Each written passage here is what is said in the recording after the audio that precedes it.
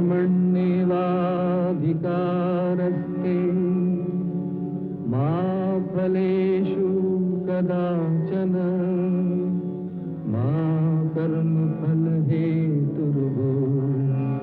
मा ते संगोऽस्त्वपि कर्मणि।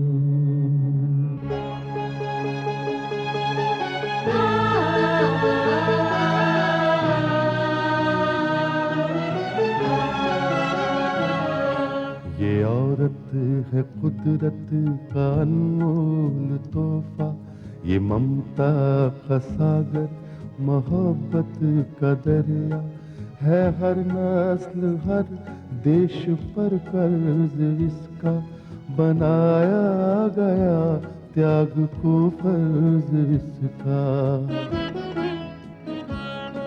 मगर इसकी दुनिया ने कीमत न जानी, मगर इसकी दुनिया ने कीमत न जानी। अजब दास्तां है, अजब है कहानी।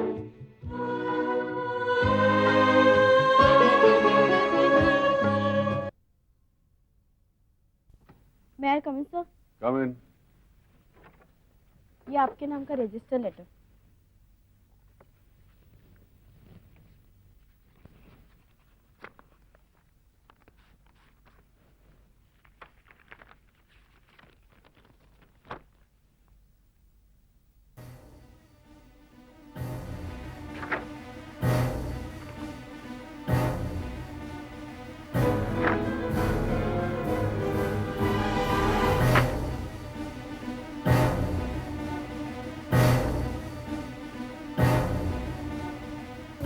रोजी, तुम जरा ऑफिस का ख्याल रखो, मुझे रतनपुर जाना होगा।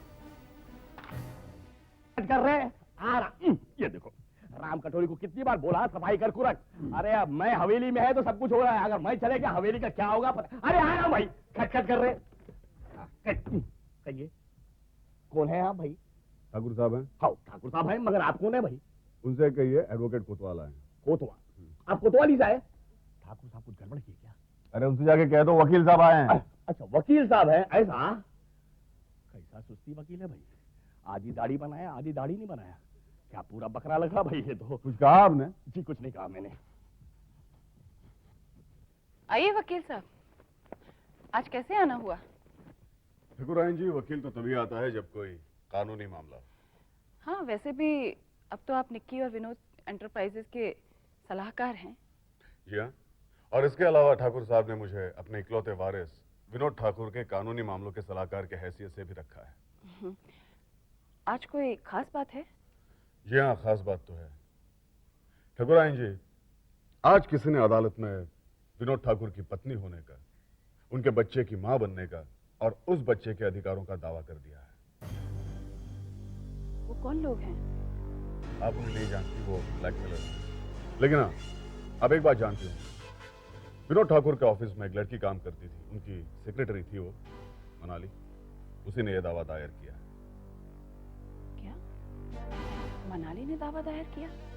जी हाँ, और ठकुराइन जी, उसका साथ दे रही है आप लोगों की खानदानी दुश्मन। अब जाहिर है जब प्रगति उसके साथ है तो उसके पीछे है उसके ससुर एडवोकेट राजेंद्र कुमार, उसी ने ये नोटिस भेजा है। वकील साहब, ठाकुर साहब ऊपर हैं, आप उनसे मिल लीजिए। Thank you.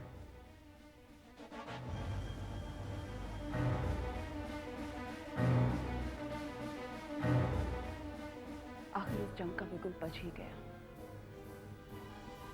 कौन जाने इस हवेली की कमजोर बुनियादें इसका बोझ कब तक उठा पाएंगी। वकील साहब, ये नई लड़ाई मेरे खानदान और इस हवेली की इज्जत की लड़ाई है।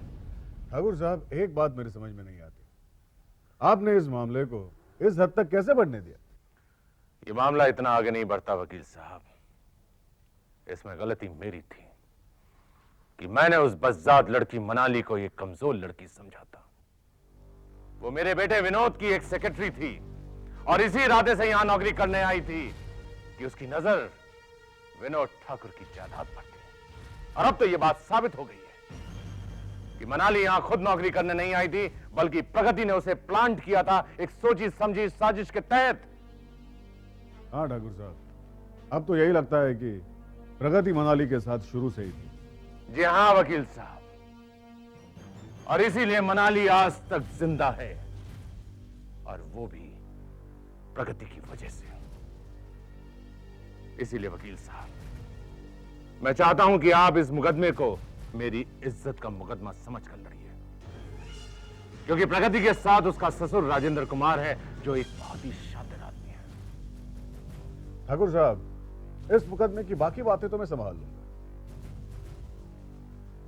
मैं मनाली को अदालत के कटहरे में बुलाकर उसे अपनी दलीलों से तिगनी का नाश नचाऊंगा। लेकिन ठाकुर साहब, उस राजेंद्र कुमार ने अपने दावे में मनाली के बच्चे की वल्दियत के टेस्ट की मांग की है, और अगर यह मेडिकल रिपोर्ट सही साबित हो गई तो मैं तो बहुत बेबस हो जाऊंगा अदालत में। तो आप क्या चाहते हैं वकील साहब? मैं सिर्फ इतना चाहता हूं ठाकुर साहब कि लैब की रिपोर्ट उनके फेवर में ना निकले। अगर लैब की रिपोर्ट उनके फेवर में नहीं निकली तो क्या यह दावा गलत साबित होगा? जी हाँ, बिल्कुल। तो वकील साहब, आप जाकर अदालत को संभालिए, मैं जाकर उस लैब की रिपोर्ट को संभालता हूं, चाहे उसके लिए मुझे कितनी भी बड़ी कीमत क्यों न चुकानी पड़े। बेटे, हमने इस बारूद के ढेर में आग तो लगा दी है, लेकिन अब देखना यह है कि इस बारूद के ढेर का धमाका कितनी जोर से होता है। बाबूजी, ये पाप की बारूद है। पाप के घड़े की तरह जो भरते ही फूट जाता है, ये भी फूट जाएगी, और इसके धमाके से रतनपुर की हवेली की बुनियादें हिल जाएंगी। मगर मुझे बहुत डर लग रहा है। अब डर किस बात का है बेटे? अंकल, मुझे पूछना तो नहीं चाहिए, लेकिन मैं ये जानना चाहती हूँ कि हमने जो ये अधिकारों का मुकदमा दायर किया है, हम उसे जीत पाएंगे? बेटे, इस मुकदमे की सबसे बड़ी और अहम बात है तुम्हारा बच्चा। अदालत के मुकदमों में दलीलें और सबूत पेश किए जाते हैं, 5 सच्चे और झूठे गवाह भी पेश होते हैं। लेकिन अगर सच पूछा जाए तो कानून के फैसले दलीलों की बुनियाद पर ही सुनाए जाते हैं। बेटे, तुम्हारा बच्चा बजाते खुद इस मुकदमे की एक बहुत बड़ी और अहम सच्चाई, और जिस सच्चाई को साबित करेगी लेबोरेटरी बल्दियत का ये टेस्ट ही हमारी जीत की गारंटी है।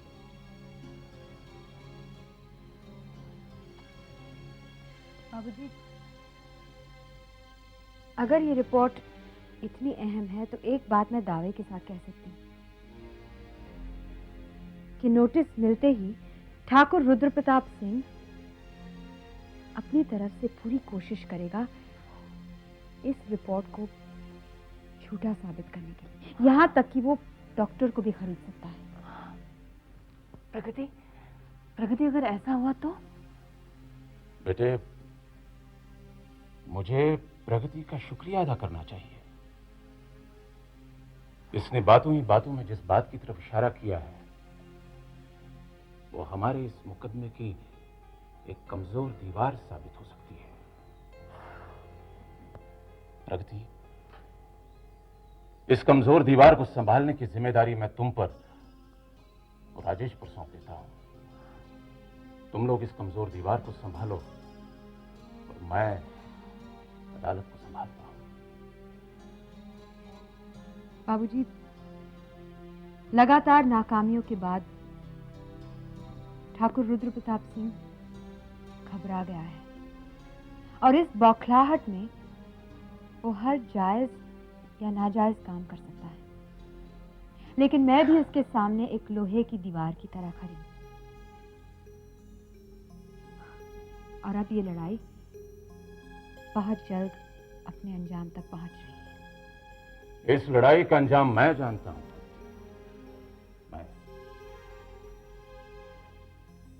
इस लड़ाई का अंजाम है तुम्हारी जीत और ठाकुर की हार।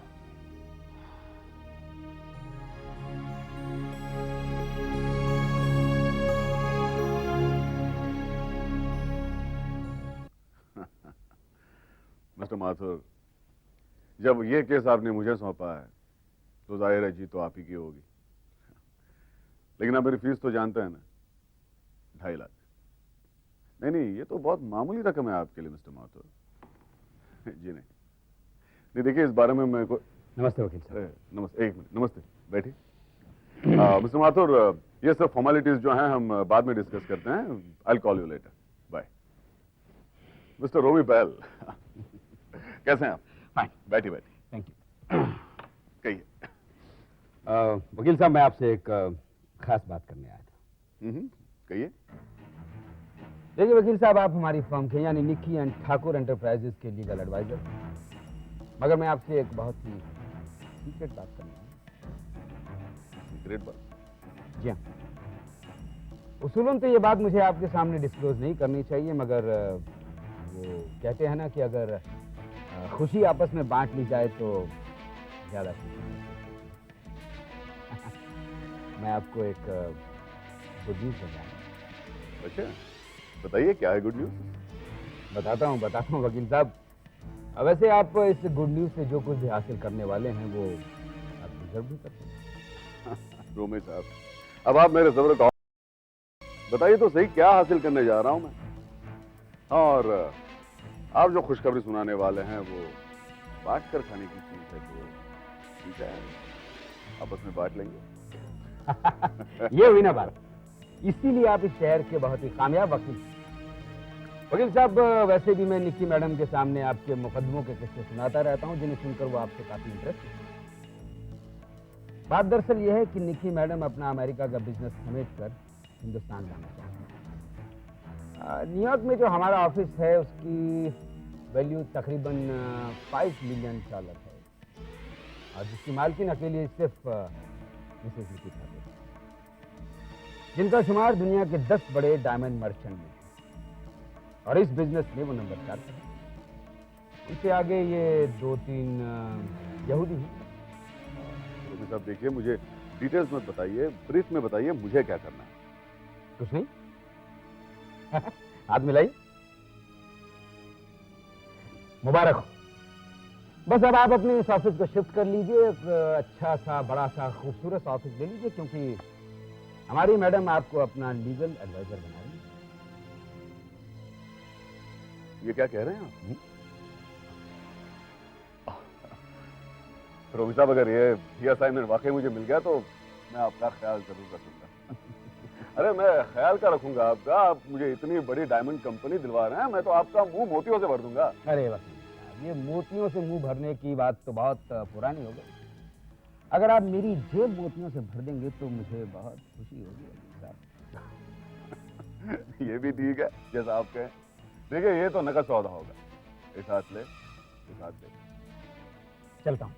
हाँ, एक मेहरबानी और कीजिएगा। निक्की मैडम को इस बात का ना पता चले कि ये खुशखबरी मैं आपको एडवांस। आप बिल्कुल बेफिक्र रहिए। Thank you very much.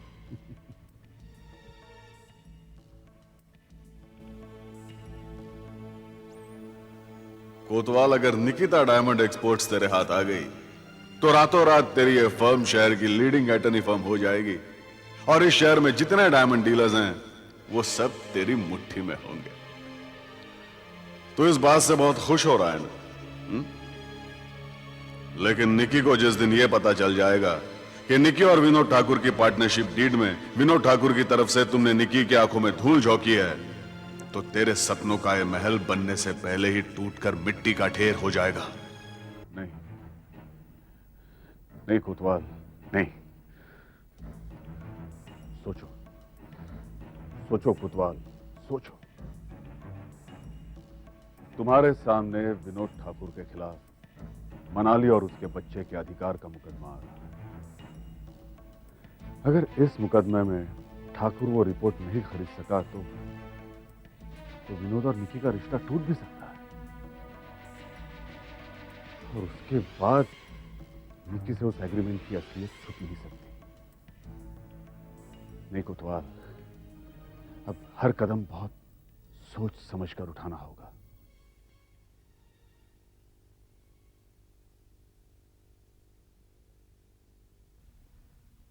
करण, तुमने मुझे यहाँ क्यों बुलाया? मैं तुमसे एक बहुत जरूरी बात करना चाह रहा हूँ विक्रम। देखो करण, ये तुम्हारा गेम क्या है मेरी समझ में कुछ नहीं आ रहा है। किस गेम की बात कर रहे हो तुम? करण, मैं एक पुलिस ऑफिसर हूँ, मैं गेम नहीं खेलता। मगर जो गेम प्रगति और उसके दुश्मनों के बीच में चल रही है वो अब एक बहुत ही खतरनाक मोड़ पर पहुंच गई है। मैं इस खेल को खत्म करना चाहता हूं। मैंने सोचा था कि इस खेल को खत्म करने में तुम मेरी मदद करोगे, मगर तुम तो उन लोगों में शामिल हो गए। विक्रम, ये तुम क्या कह रहे हो? मैं उन लोगों के साथ शामिल हो गया?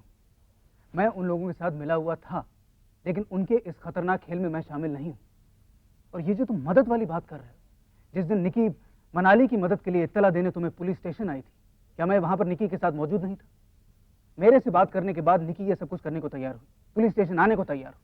अगर मैंने मना कर दिया होता तो वो ऐसा नहीं करती, लेकिन फिर भी मैंने ऐसा किया।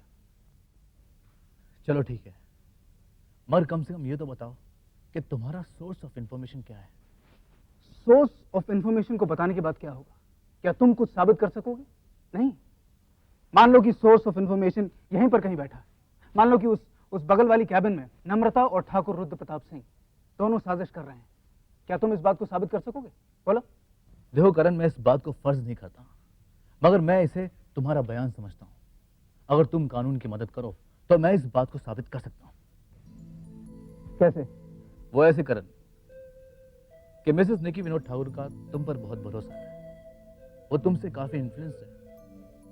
और करण, ठाकुर रुद्र प्रताप जैसे आदमी को कानून की गिरफ्त में लाने के लिए निकी ठाकुर जैसी औरत की गवाही थी। विक्रम, क्या तुम्हें ऐसा नहीं लगता कि दोस्ती के नाते तुम मुझ पर ज्यादती कर रहे हो? नहीं करण। क्या तुम इस बात को नहीं जानते कि ठाकुर रुद्र प्रताप सिंह का मेरे साथ और निकी विनोद ठाकुर के साथ क्या रिश्ता है? वो मेरे बाप हैं और निकी विनोद ठाकुर के वो ससुर हैं। मैं जानता हूं, मगर देखो करण, तुम मेरी बात का बुरा मत मानो। तुम्हारा और निकी विनोद ठाकुर का ठाकुर रुद्र प्रताप से जो रिश्ता है वो एक अनचाहा रिश्ता है। भला वो कब चाहते थे कि तुम उनके बेटे कहलवाओ? इसी तरह से वो निकी विनोद ठाकुर को अपनी बहू कहलवाने के हक में कभी भी नहीं थे। ये दोनों ही रिश्ते उन्होंने मजबूरी में एक्सेप्ट किए हैं, इस बात को तुम अच्छी तरह से जानते हो। लेकिन फिर भी विक्रम, इन रिश्तों की हकीकत से इनकार तो नहीं किया जा सकता। तुम्हारा नाम करण जरूर है, मगर तुम महाभारत के करण क्यों बनना चाहते हो? तुम्हारे ऊपर किसी कौरव का या किसी का भी किसी भी किस्म का कोई उपकार नहीं है। शायद तुम ठीक कह रहे हो विक्रम। मैं ठीक नहीं कह रहा हूं, मैं सच कह रहा हूं। देखो करण, प्लीज कोशिश करके देखो कि किसी भी तरह निकी ठाकुर रुद्र प्रताप के खिलाफ अदालत में गवाही देने को तैयार हो जाए। विक्रम, अगर तुमने दोस्त के नाते ये सब कुछ मांगा होता तो मैं तुमसे ये वादा कर लेता, लेकिन निकी विनोद ठाकुर के लिए मैं कोई वादा नहीं कर सकता। और ये बात, ये भ्रम तुम अपने दिमाग से निकाल दो। ये मेरा निकी विनोद ठाकुर पर किसी तरह का इन्फ्लुएंस, किसी तरह का प्रभाव है। वो कोई बेवकूफ नहीं है, बहुत ही अक्लमंद औरत है। देखो करण, अब तुम जो चाहे वो कहो, मगर अब मैंने गेंद तुम्हारे पाले में डाल दी है। अब ये फैसला तुम्हारे हाथ में है कि उन जालिमों का खूनी खेल तुम बंद करवाना चाहते हो या नहीं। मैं चलता हूं।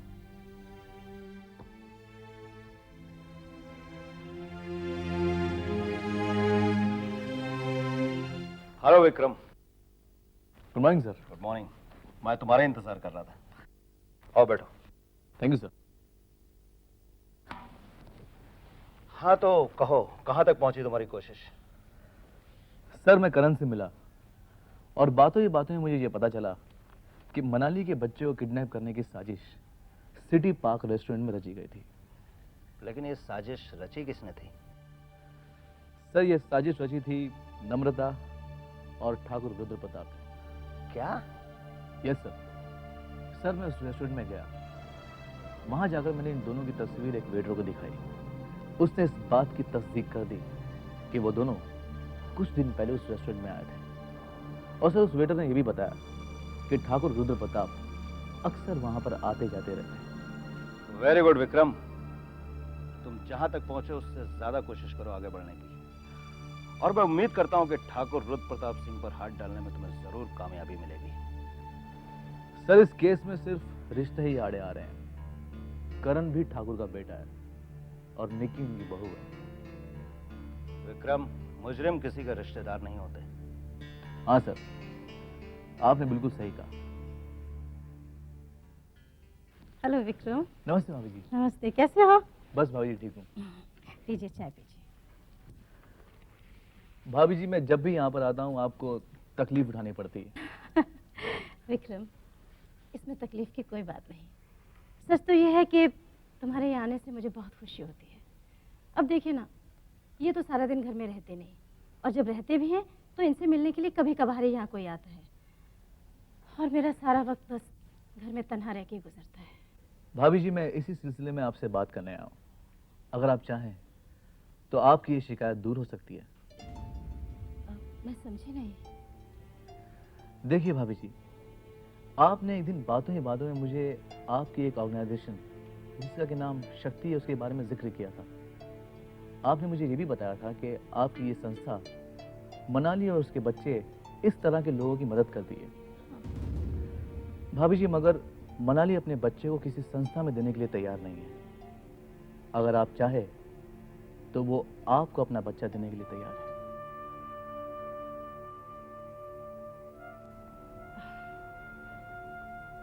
विक्रम, सच तो ये है कि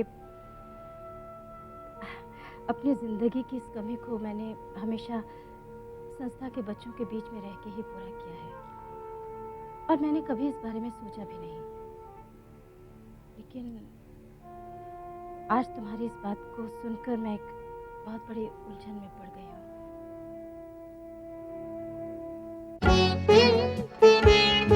है दुनिया में इंसाफ की ये निशानी, अजब दास्तां है, अजब है कहानी। औरत, औरत